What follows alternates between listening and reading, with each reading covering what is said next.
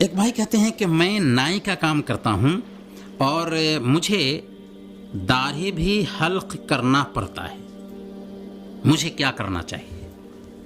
میں نائی کا کام کرتا ہوں اور مجھے داڑھی بھی حلق کرنا پڑتا ہے، تو مجھے کیا کرنا چاہیے؟ دیکھیں، نائی کا کام کرنا، بال کاٹنا یا بال کاٹنے کا پیشہ اختیار کرنا، نائی کا پیشہ اختیار کرنا کوئی عیب کی بات نہیں۔ اسلام نے سارے پیشے کو جائز ٹھہرایا ہے، بشرطے کہ وہ جائز پیشہ ہو۔ تو نائی کا کام کر سکتے ہیں، بال کاٹ سکتے ہیں، کوئی حرج کی بات نہیں، اور اس کے ذریعہ پیسے بھی کما سکتے ہیں۔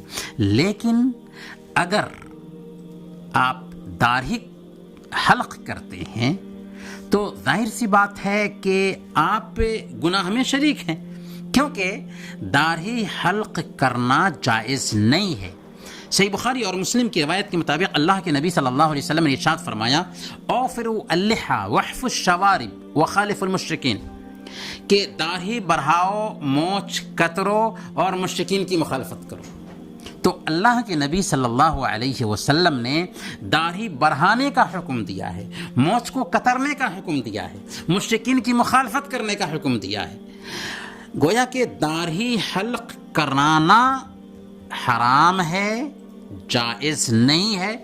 اب اگر کوئی آدمی داڑھی حلق کرانے کے لیے نائی کے پاس آتا ہے اور نائی اس کی داڑھی حلق کر رہا ہے، تو کیا کر رہا ہے؟ اچھائی میں ساتھ دے رہا ہے؟ قطعاً نہیں، برائی میں ساتھ دے رہا ہے۔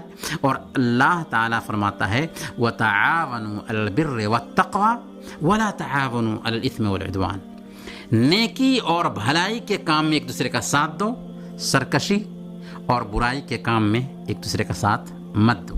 اور ایک حدیث میں اللہ کے نبی صلی اللہ علیہ وسلم بیان فرماتے ہیں، ان اللہ اذا حرم شیئا حرم ثمنہ، کہ اللہ تعالیٰ اگر کسی چیز کو حرام ٹھہراتا ہے نا تو اس کی قیمت کو بھی حرام ٹھہراتا ہے۔ یہ ایک قاعدہ ہے، کوئی بھی چیز اللہ نے حرام ٹھہرایا، یہ حرام ہے، تو اس کی قیمت بھی حرام ہوگی۔ تو جب داڑھی حلق کرنا حرام ہے، تو اگر کوئی آدمی حلق کرانے کے لیے آتا ہے اور اس کی داڑھی آپ حلق کرتے ہیں تو یہ کام بھی حرام ہی ہوگا۔ اس لیے ہم یہ عرض کریں گے کہ ایسے کام سے بچنا چاہیے۔ یہ ایمان کی کمزوری کی علامت ہے کہ ہم دوسروں کی داڑھی حلق کرتے ہیں اور اس میں جو پیسے ہم کو ملتے ہیں اس کو ہم استعمال کرتے ہیں، حالانکہ آپ کی حلال کمائی میں یہ جو پیسے آئے، داڑھی حلق کرنے کے پیسے، یہ حرام پیسے آ گئے، اس لیے اس سے بچنا چاہیے۔